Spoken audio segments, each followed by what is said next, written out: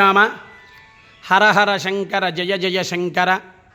భగవద్బంధువులందరికీ విజ్ఞప్తి, మన డిఐఈ కాలనీలో వేయించేసినటువంటి శ్రీ సువర్చలా సమేత సంజీవిని భక్తరమాన్ దేవస్థానమందున జూన్ 22వ తేదీ ఆదివారం రోజున శ్రీ మహాగణపతి హోమం, శ్రీ మహాసరస్వతి హోమం, శ్రీ మేధా దక్షిణామూర్తి స్వామి వారి యొక్క హోమము,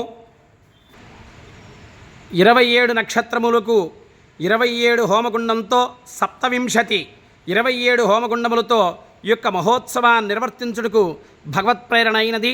కావున భగవద్బంధువులందరూ కూడా మీ గోత్రనామములను అందజేసి స్వామివారి యొక్క హోమ మహోత్సవంలో 8 సంవత్సరాల నుంచి ఉన్నటువంటి విద్యార్థుల చేత స్వయంగా కూర్చోబెట్టి అత్యంత విశేషమైనటువంటి నక్షత్రపూర్వక ఈ యొక్క మేధా దక్షిణామూర్తి హోమ మహోత్సవాన్ని నిర్వర్తింపజేయడం జరుగుతుంది.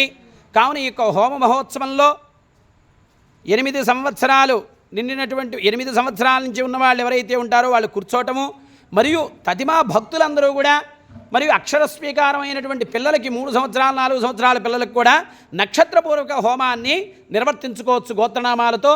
కావున ఇంకొక రోజు మాత్రమే అవకాశం ఉంది. మీ పిల్లల యొక్క గోత్రనామ నక్షత్రాలు అందజేసి అందరూ కూడా ఈ యొక్క 27 కుండాత్మకమైనటువంటి హోమ మహోత్సవంలో పాల్గొని భగవదానుగ్రహానికి పాత్రలను కోరుచున్నాం. ఉదయం 8 గంటలకల్లా దేవస్థాన సుముఖంలో హోమ మహోత్సవానికి తరలి రావాలి. తదుపరి హోమ మహోత్సవం అంతా కూడా భక్తి శ్రద్ధలతో, తర్వాత సాంప్రదాయ వస్త్రధారణతో, ముఖ్యంగా మగపిల్లలైతే కుర్తా పైజమా లాంటిది, పైన ఒక తెల్లని వస్త్రం టవల్ కప్పుకోవాలి.